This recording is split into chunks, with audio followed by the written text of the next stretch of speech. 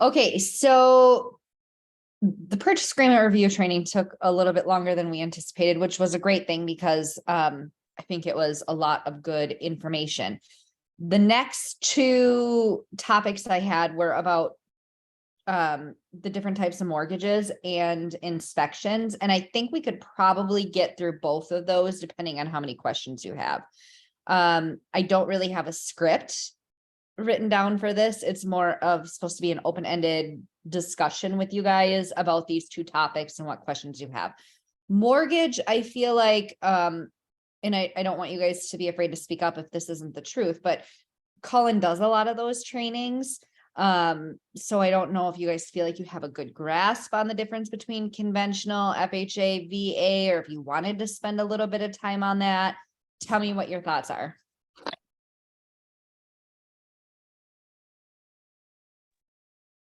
I think it would be helpful to maybe go over a few things. I guess I have some questions about VA stuff because I haven't done one yet. Yeah. What are your questions?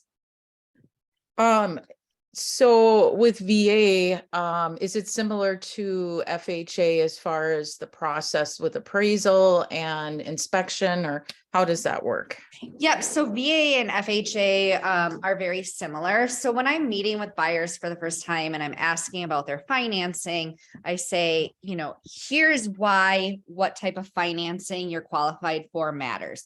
There's conventional and there's FHA. I only bring VA up if I know that they might potentially be a VA client, but I say FHA is a government type financing. And anytime the government's involved, there's always just a little bit more red tape. That always kind of gets a chuckle out of them, right? With FHA financing, the appraiser is looking for things like we've chatted about before that a conventional appraiser doesn't: peeling paint, smoke detectors, carbon monoxide detectors, et cetera, et cetera. So again, that's kind of the biggest thing is when the government's involved, there's just a little bit more red tape. Conventional typically means the buyer has a little bit stronger credit and typically more down payment. Where FHA is designed more for those that have a little bit lower credit and maybe don't have as much down payment. The gap has closed significantly on that in recent years. It used to be conventional financing was 20% down. Right now we have them as low as 5% down, which is only a 1.5% more than FHA.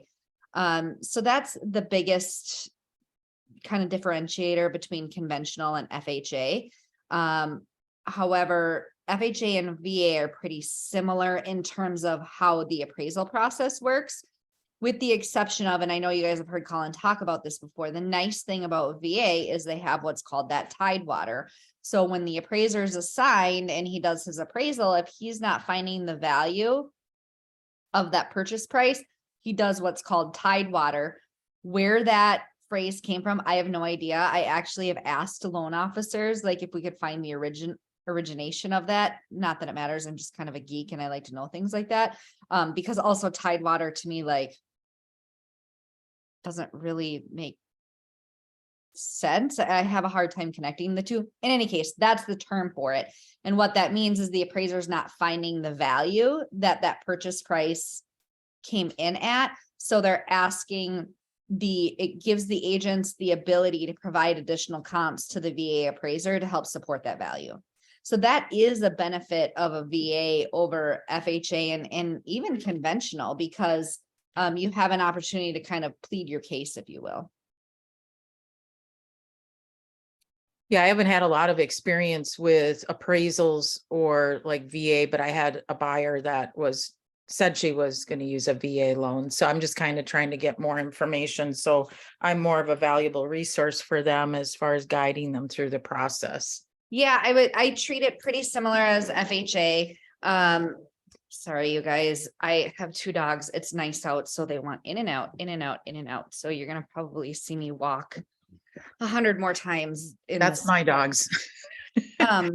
So again, I would treat them pretty similar to FHA, except VA has like no down payment assistance. One thing you can get caught, I shouldn't even say assistance. They don't have to put anything down. VA can be 100% financing. That can scare some sellers too, because a lot of times when agents are presenting offers to their sellers, they put weight on how much a buyer's putting down, right? If they have 20% or 30% or 50% down, they feel like that's a stronger buyer than one who say only has 3.5% down. So one thing I often tell list agents, if I'm representing a VA buyer, I mean, if this is truth, but I say, hey, they're a strong buyer. I know that you see it's 100% financing, but don't let that scare you. That is part of their military benefit, their VA benefit for serving our country. They have the ability to purchase a home with 0% down. It doesn't have any, because a lot of agents do misunderstand VA. So I feel like having a conversation with the listing agent when you're submitting an offer, especially if you're in multiples, and just kind of explaining like, hey, just because they're 100% financing doesn't mean they don't have cash abilities. They just don't have to. Just like I recently learned doctors can do 100% financing as well, which when I learned that, I felt like, well, that's not fair. They make $1 gazillion a year. Why shouldn't they have to put money down? And then, schmucks like myself are having to come up with down payment funds.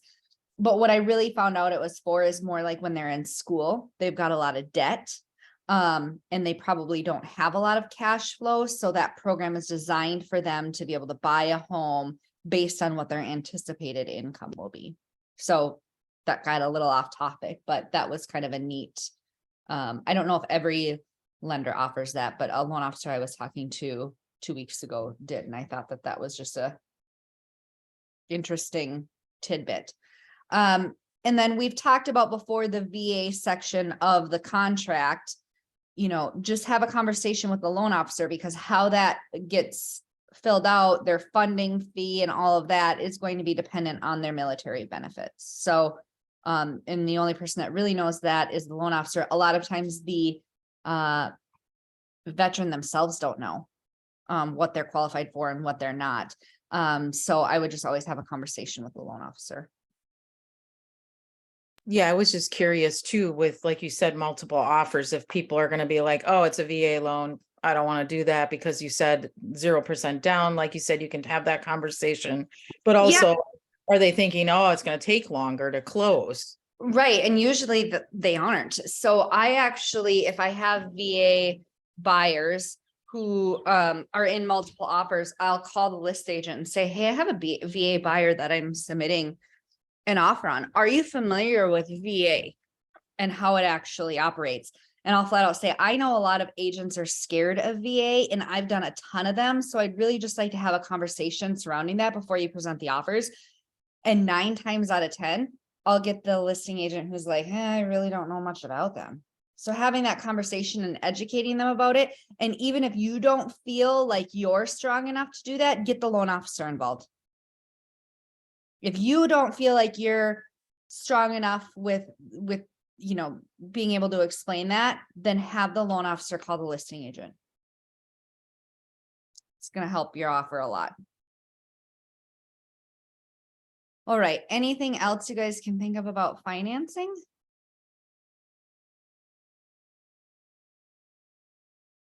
Okay. So let's move into inspections.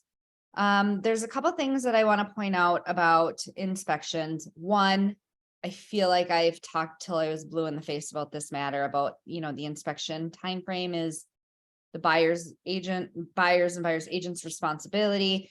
You need to have it negotiated through by that deadline. If you're coming towards the deadline, get, a cancellation submitted or extension. So just always be thinking about that. But let's just get into like the inspection itself, scheduling, etc. All of you have done transactions. How do you go about discussing the inspection piece with your buyers? Do you give them, are you scheduling it for them? Do you give them inspector choices? What is your process right now? I typically give them a list of like the top 3 and have them choose. This last transaction I had, I actually scheduled it for them, which they were very appreciative of. Mm-hmm. But in the past, I've had my clients schedule them. And that is actually the way to go. Not even necessarily you can schedule it for them, but providing them a list of inspectors is actually like, a lot of us have our preferred inspector. I myself have a preferred inspector that I love, but I tell all my buyers, like, I'm going to send you a list of a couple different, I send them the website. You choose who you are most comfortable with. Here's why this inspector is my favorite, but ultimately it's your choice. Here's why it matters. There's actually an agent who is about to go through arbitration right now. He had this buyer, she canceled out on 2 separate transactions that she wrote offers on, and then she canceled. One was because of the inspection. One, I don't know why she canceled, but the fact that she canceled on an inspection previously is an important piece to this story. So she gets under contract on this property, and there was some concerns with the basement foundation. So the inspector recommended she had it further evaluated. They asked the seller to do that. The seller had foundation people out. She saw all of those reports and was comfortable with the reports, and she proceeded to purchase the home. Now, 6 months or 8 months or a year later, however long it's been, she's coming back and blaming the agent, claiming that he pushed her into buying this house, pressured her into, making all of these crazy claims against the agent. Said he forced her into using that inspector and all of these things. Well, he was able to go back and show an email that he sent saying, hey, these are 3 inspectors that I recommend you checking into, and pick which one you're most comfortable with. Guess what? That negates her claim on that altogether, right? Like, how could he push you into it? He gave you choices. You made the choice. Where if he would have just scheduled it for her with his preferred inspector and never had those conversations with her, she may have been warranted in that claim. So I always, try to give them, and this can be difficult, especially when you're in multiple offers.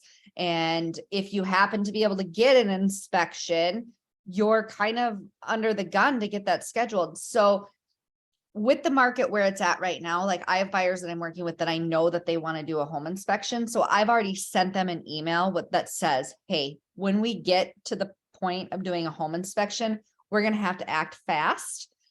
Therefore, you're free to use whoever you want to use for an inspection. And it doesn't even have to be these 3. However, I worked with these 3 in the past. I know they do a great job.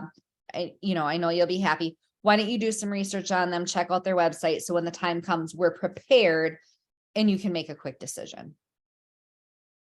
So that's something as well. And then again, you're giving them options and can't be accused of you forcing them or pushing them into a decision that they didn't want to make. So a lot of times if they use, like, I know my inspector, you schedule it on his website. When he gets the request, he actually goes into showing time to schedule the inspection. So I don't have to do that piece.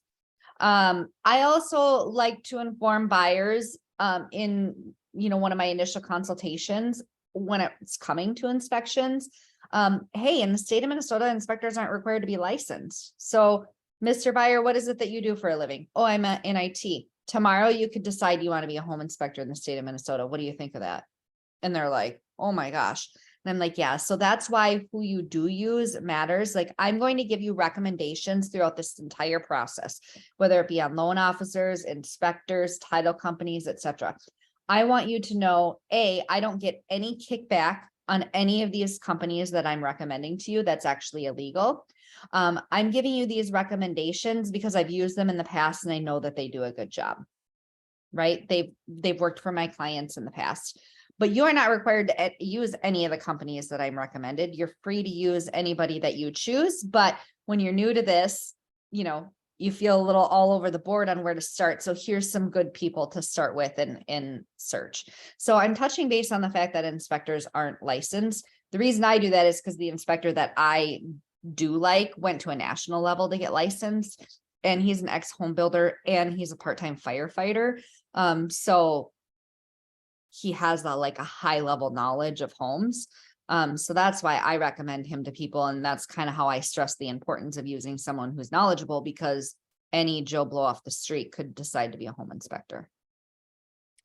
Who do you use? What was that? Who do you use?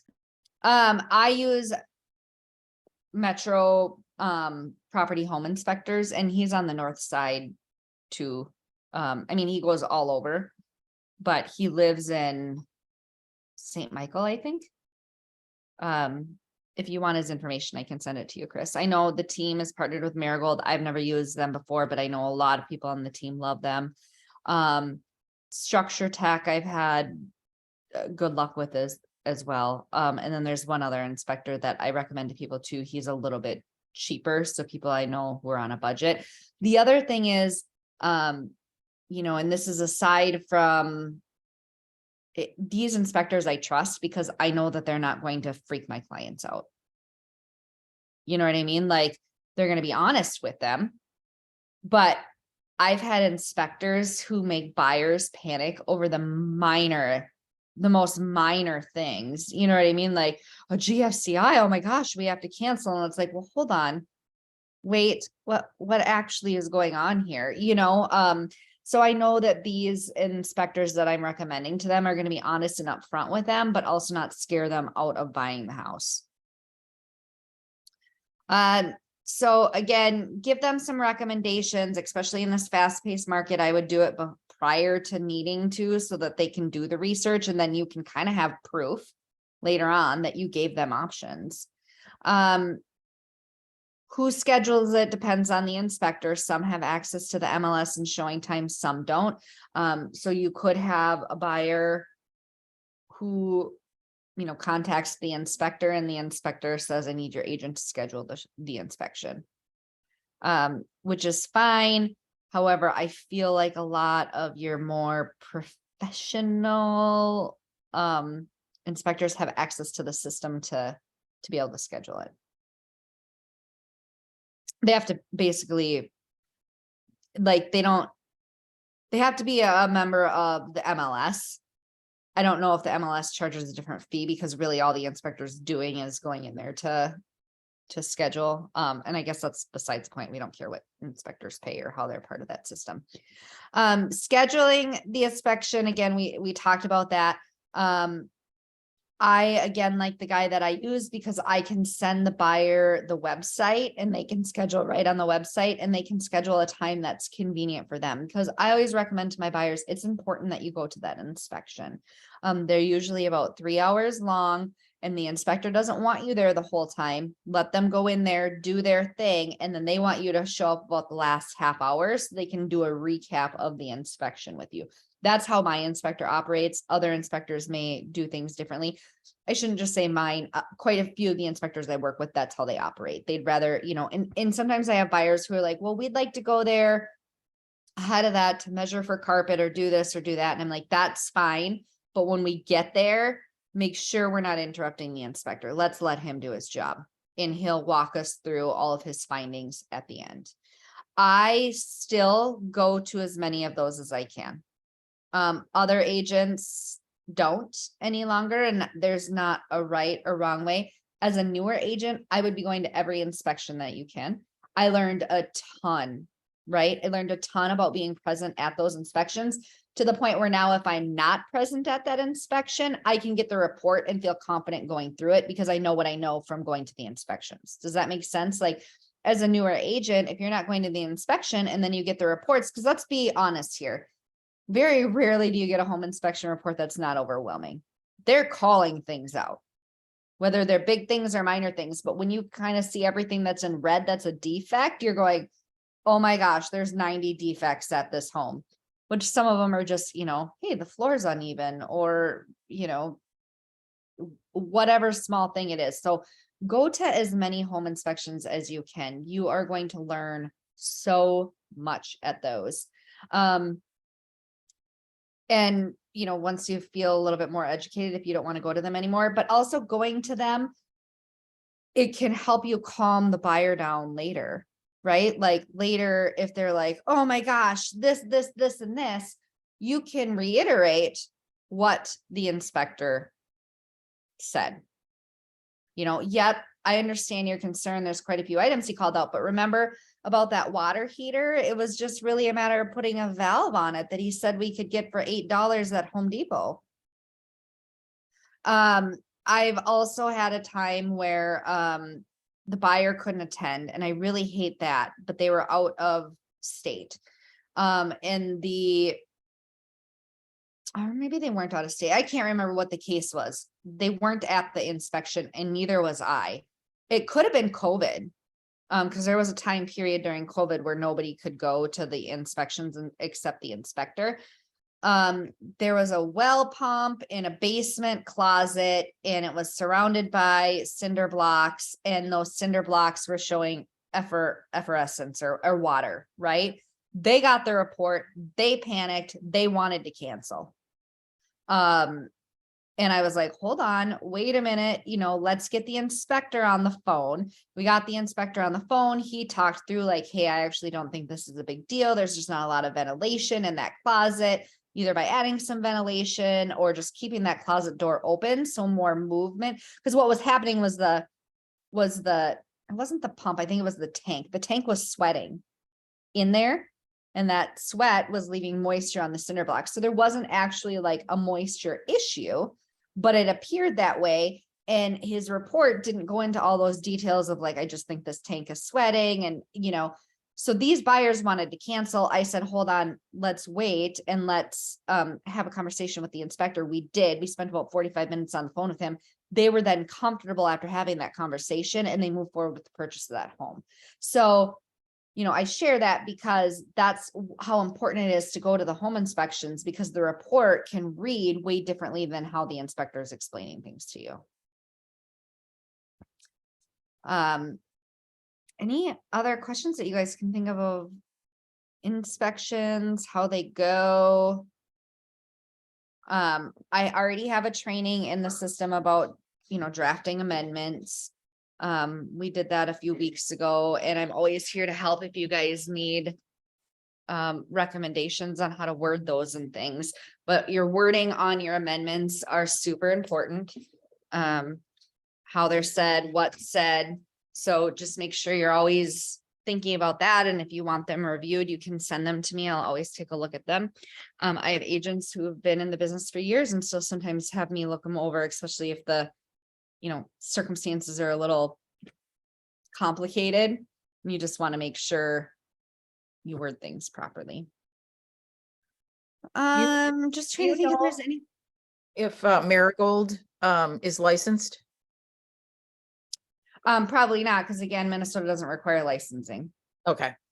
Just curious. Are they licensed on a national level? I have no idea. I've never used them. Yeah. Do you recommend other thing rather than just the general inspection that most inspectors do, like radon or any of those things? Yeah, we talk about, are you familiar with radon, what that means? A sewer scope inspection, for me, it'll depend on like where the property is and how old the property is and what the trees look like. I was just showing a property back in November and it was in Minneapolis. So they have the short front yards, right? And a massive tree was in the front. And it was the first thing I pointed out to the buyers when we walked up. This tree is ginormous, which means its roots are huge, which means you should have a sewer scope inspection done on this property if you're interested in purchasing it. So additional inspections just kind of depend on what's going on at the property. The roots one, radon, lead-based paint. I don't want to say I steer my clients away from that because you're really not supposed to steer them one direction or another. But the reality is you have to ingest that for it to be an issue. So unless people plan on eating paint chips, which I've never had the urge to do in my life. I don't know about you guys, but also typically it's been painted over so many times. But the thing about lead-based paint inspections is they're super expensive, like really, really expensive to conduct. So most buyers choose, last I heard was like $1,800, but that might've been back in like 2019.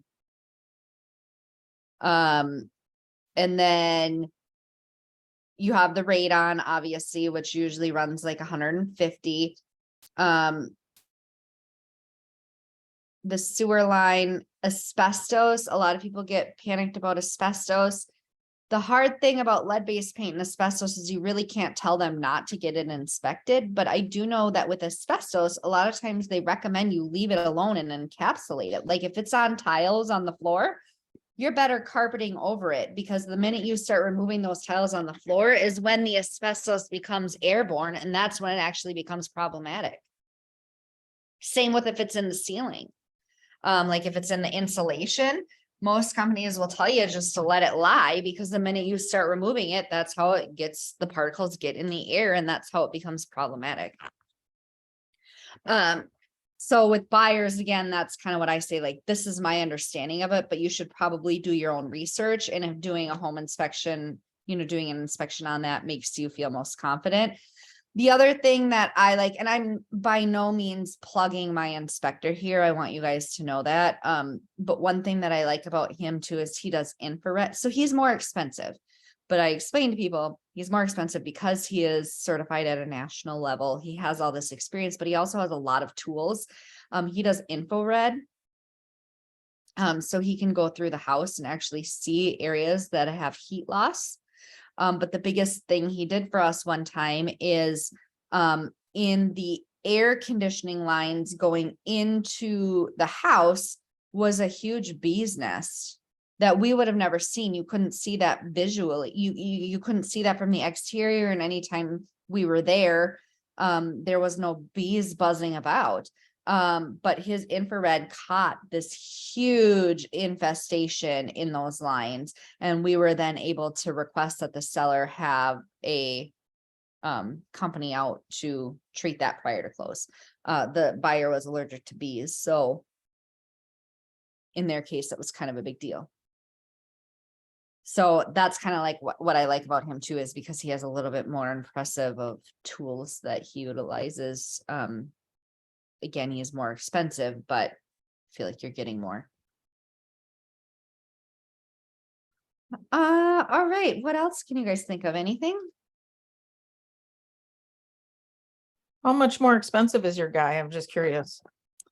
I'd have to check. Well, because what are they running nowadays? Well, with Marigold, that's who I've used probably for most of my transactions. I would say, it depends on the square feet, but I think it's like 400 to 500 or somewhere in there. Yeah, and I think he's 500 to 650. I just Okay. did one last week and it was 350. Yeah. See, and that's where I explain to buyers, like, like structure techs around that 350 price point, and they do just as great of a job. But also my guys includes the radon. So I just explain, like, you kind of get what you pay for. Not that Structure Tech or Marigold isn't doing a great job at that price point, but sometimes paying a little bit more provides you a little bit more. What's your comfort level here? Yeah, thank you for pointing out the option choice, because I think for whatever reason, was kind of recommending Marigold, just because that's our preferred. So I think that's important. And I do tell people, they have somebody they know, certainly that's an option. I had this last transaction where the guy actually, I gave him Marigold. He had Marigold for the first house, and then that offer we ended up canceling, and he used somebody different on the second one. I don't know why, but that's what he decided. And I was like, okay. Yeah. So the other thing that's interesting about, another thing that I share with buyers up front is, when I'm doing the consult and I'm talking about earnest money and inspections and the cost, as I say, your inspection is like a one and done, right? So like if you put an offer on a property and you cancel because of that home inspection and you go to get under contract on another property, you're paying another inspection. Like the inspector doesn't just follow you till you buy a house, right? It's a one time per inspection fee. So you need to keep that in mind. Obviously spending $350 on a home inspection, choosing not to buy the home, while sucks, is a whole lot better than buying a $350,000 house that you regret later. I also had a time where my buyers were on a super tight budget. They found someone on Craigslist for $150. I couldn't be at the home inspection, which I wish I was actually on vacation when they did all of this. And I wish I would have been, because I would have put this guy in his place, but I guess he, not even knowing me, talked a whole bunch of crap about me at the inspection. Like, oh, your agent should have known this was bad. And your agent should have known that was bad. And your agent should have known better. Your agent should have never put you under contract on this property. They fired me because of everything that that inspector said. And I was like, hold on, but wait, like, I'm a real estate agent. I'm not an inspector. I don't know what you know.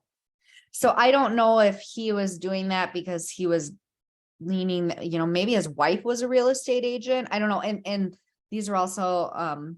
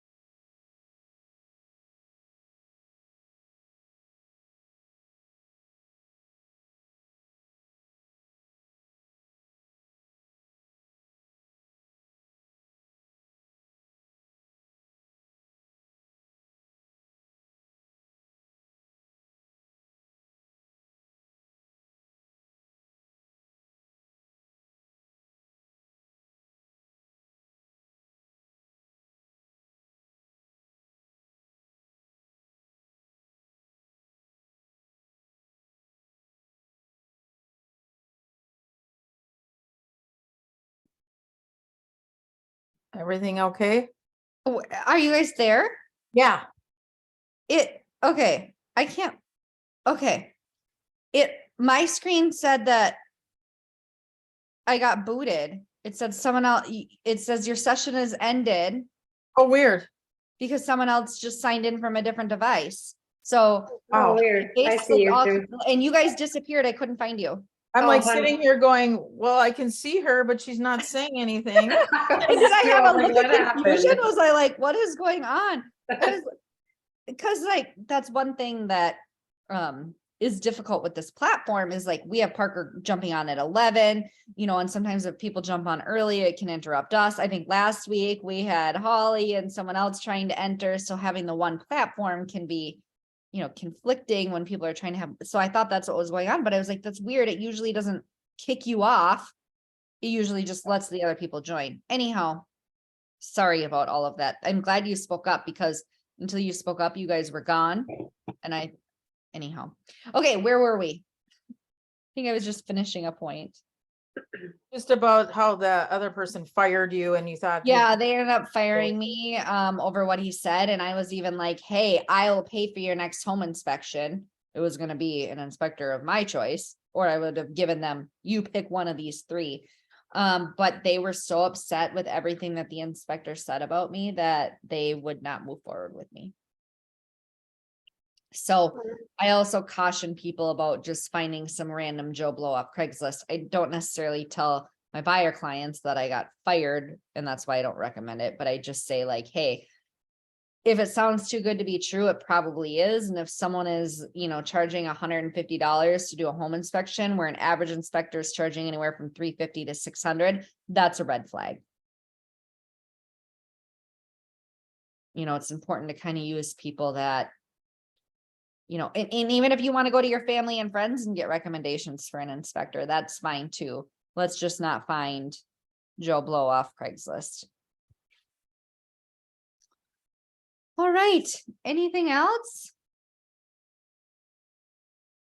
One question about appraisal. How long does that typically take? Like, we finished inspection on this home that's under contract and the loan officer said she ordered appraisal, but I haven't heard anything.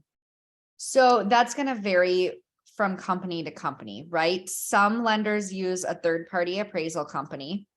Meaning they put an order into the system and then appraisers can grab that order. It might take 1, 2, 3, whatever days. And then, depending on how long that appraiser's schedule is out before they actually schedule it, and then what the lender's requirements are for them to return it. Other lenders can contact the appraiser directly and just, give them the order and get it scheduled. So there's no like right or wrong answer to that. It always varies. Okay, good to know. I think I might just email her and see if she's Yeah. heard anything. So I know when it's been scheduled. Well, then- you could also, because you're on the buy side, you're not gonna ever hear about when it's scheduled because you don't have access to showing time and you don't get those notifications. Right. So you can always contact the list agent, send them a text or an email and just say, hey, just checking to see if that appraiser schedule came through on your end. And if they say no, then I contact the loan officer and say, hey, what's going on with the Okay, appraisal? It hasn't been scheduled yet. sure. Sounds good. I know I had asked her to let me know because they had an FHA appraisal and they needed some items fixed before they were gonna do the appraisal, and they did get those done. So I let her know that, but just said, I was just worried about the time frame of them getting the or the inspection items fixed before the appraisal. So Yeah, and I think I was helping you with that one. Like, that's why we Yeah. put in there, seller to have these items done prior to the appraisal. And the way I view that then is the seller's the one in control of approving the appraisal. So if you approve that appraisal and you don't have the work done, what are you Yeah, doing? exactly. That's true. Very true. Like you're in control of approving that appraisal. And you have to have these repairs done. So you need to be like, I feel like I did what I need to do in the purchase agreement to cover the buyer. The rest is on the seller. I think I'm in a point with this particular list agent where I just don't trust him a whole lot. He's been very non-responsive to different things. I'm still waiting for the HOA resale. It's probably close to the 10 days, if not.